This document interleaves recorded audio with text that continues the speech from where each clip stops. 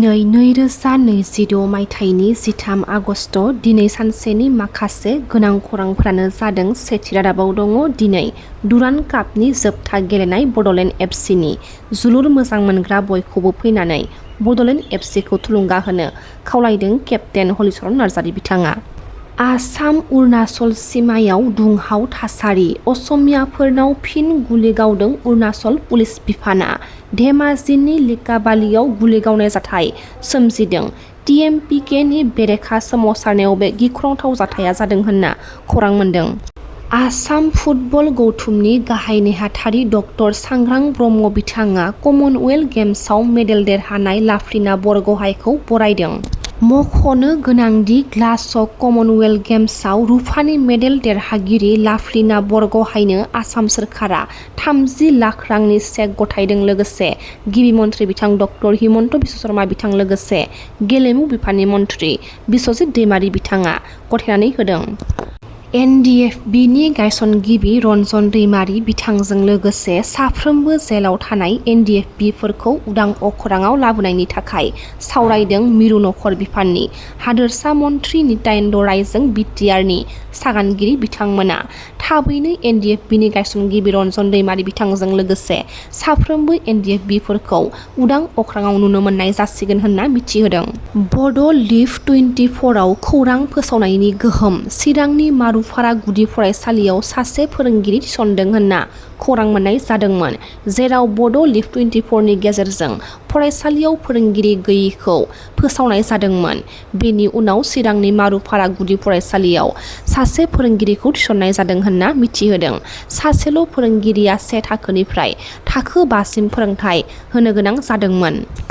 गरसुक police बिफाननि जेआव drugs फालांगिरि, गरसुक पुलिसआ गोबां बिबांनि आयेन बेरेखा हेर'इनजों कादिर आरो शरीफुल इस्लामखौ खादों होनना खौरां मोन्दों। बोखांनो हानाय हेर'इननि बेसेना 39 कौटि रांसो जागोन होनना मिथिहोदों। बड'लेण्ड मुलुगसोलोंसालियाव हाइ-टेक इन्स्ट्रुमेन्टेसन फेकाल्टि बेखेवदों। बङाइगाव थाव सोदांसालिनि दैदेननायाव बेखेवनाय जादों गोजौ थाखोनि जोनथोर आगजु खाबुगोनां बिफानखौ। बड'लेण्ड मुलुगसोलोंसालिनि भाइस चेन्सेलर बिएल आहूजाखौ लानानै गोबां गागि सुबुंफोरा नुजाथिदों।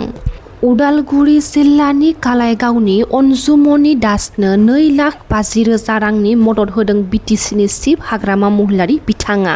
हाग्रामा महिलारि बिथांनि जानानै बिपिएफनि लाइमोन दैदेनगिरि कास्टम बसुमतारी बिथांनि दैदेननायाव थांनाय मोनसे हानजाया रांखौ अनजुमनि दासनि आखायाव गथायदों। निखावरि अनजुमनि दासनि नखर आरो बेरामि फिसाज्ला बिन'दनि फाहामथाय होनायाव मदद जानाय बायदियै बे रांखौ होनाय जादों।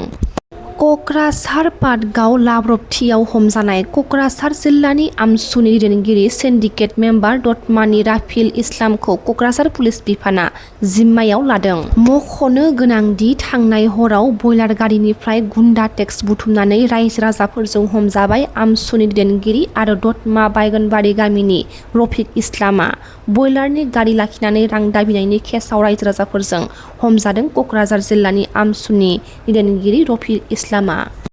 दतमायाव दिनै गोदानै मिउनिसिपेल बर्ड दाफुंदों। बेनिनो गोदानै लुफुंनाय मावख'खौ दिनै बेखेवनायजों लोगोसे दतमा मिउनिसिपेल बर्डनि गोदानै बिबान आजावनाय मासिगिरि, लेङाइ मासिगिरि लोगोसे गासै वार्ड कमिसनारनि समायखिरा लानाय हाबाफारिखौ मावफुंनाय जादों। हाबाफारियाव गाहाय आलासि महरै बिटिसिनि मावफुं सोद्रोमा मुनमुन ब्रह्म बिथाङा बाहागो लादोंमोन।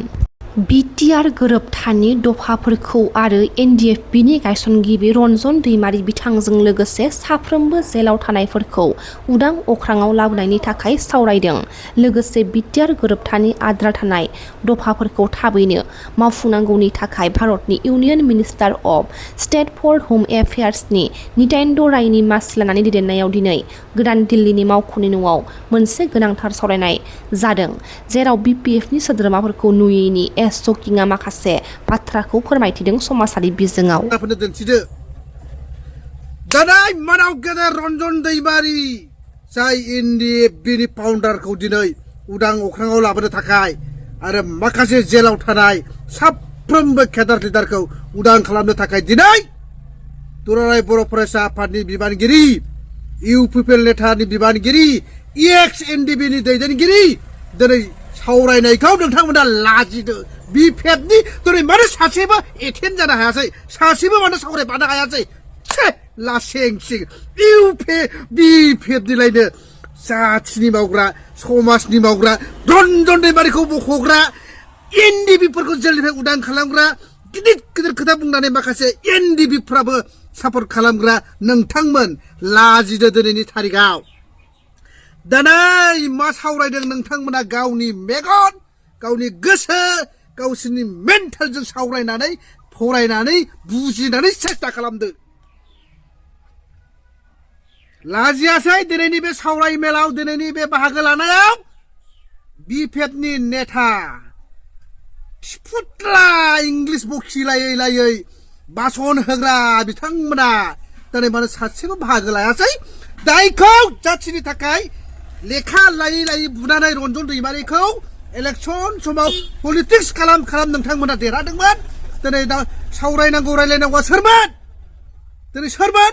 दिनै नोंथांमोना लाजिनायखौ मोनासै बारा बुंला आङो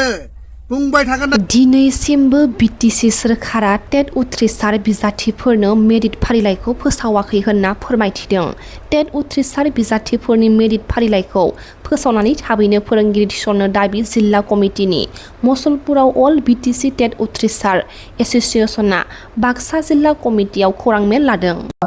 नैबे लिस्ट दिहुनना होनायनि गुबै जाहोनखौथ' बिथांमोना सारमोना बुंबाय थायो हाइकर्ट सुप्रिम कर्टनिफ्राय मोनसे गेदेर मोनसे केस दङ होननानै बुंबाय थादों नाथाय जोङो बे केसनि बागै केस दं हिसाबै जोंनाव स्टे अर्डार होननाय मोनसे जेबो प्रुफ मोनैलाय जों बिथांमोनखौ जोङो सोंबाय थानाय जादों जे स्टे अर्डार गैयालासिनो जोंनि बे पस्टखौ बोरै लाखिनो हाखो थिग बेबायदि सार जि जोंनि आसाम एसेम्बलि इलेक्सना दिनै बायदि जादों गाबोन बायदियावनो मोनसे थारिखआव जे सुप्रिम कर्टनिफ्राय केस नांनानै थानाय 52 जन केन्डिडेटफोरनो जि एमसिसि नांनाय समावनो जुदि एपइन्टमेन्टखौ राननानै होनो हादोंब्ला बे समावनो जोंनिखौबो राननानै होफानो हायोमोन बेखौ जोङो सानदों बे केस थानाय समाव माबोरैहाय 52 जन केन्डिडेटखौ थिसनथाइ बिलाइखौ राननानै होनो हाखो दा जोंनि थाखाय मोनसे कुइसन जानानै थादों आरो बेखौथ' जोङो दा सिङाव माबायदि सोलिनानै दं बेखौ जोङो बुंनो हाला खिन्थु दा जोङो रबिराम सार सोलोंथाइ बिफाननि बिथां बुंनाय बायदिब्ला केसा मोनसे बिराद डेन्जार मोनसे केस जानानै दं बेफोरबायदि मोनसे जोङो सोदोबखौ खोनाबाय थादों खिन्थु जोङो माखासे जोंनिनो एसोसिएशननि दैदेनगिरि बिथांमोना हाइकर्टनि जि सिस्टेम सुप्रिम कर्टनि जि सिस्टेम बेखौ नायनायनि गेजेरजों जेबो स्टे अर्डार मोननो हायाखै खिन्थु नैबे सुप्रिम कर्टआ फैबाय थानाय 14 आगस्तखालि मोनसे हियारिं जानो थांगासिनो दङ जाय हियारिं 14 खालारनि सिगां जोंनि बिटिसि सोलोंथाइ बिफाननिफ्राय मोनसे एफिडेभिट साबमिट मोनहैनांगौ बेखौ साबमिट मोनब्लानो नैबे सुप्रिम कर्टनि जि केस बेयो जोबगोन होननानै जोङो मिथिनो मोननाय जादों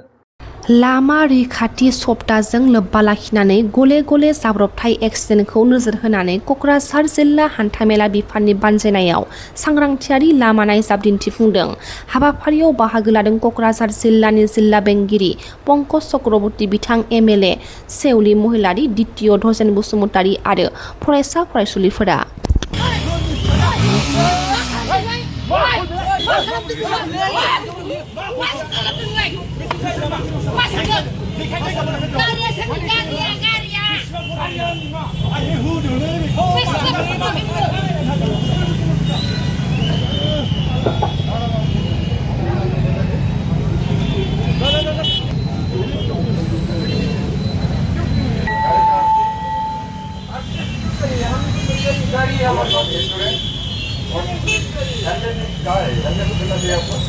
क्यों देना चाहिए क्या जरूरत है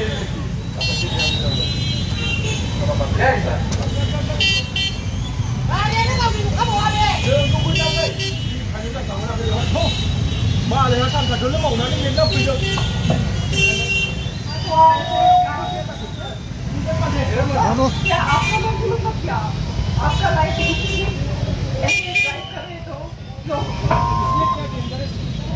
विदाउट हेलमेट यू ड्राइविंग आपके लाइफ में खतरा है ना बस ये तो बहुत खतरा है क्या आपने हेलमेट नहीं आप क्या बिल्कुल लोगों को खतरा है आप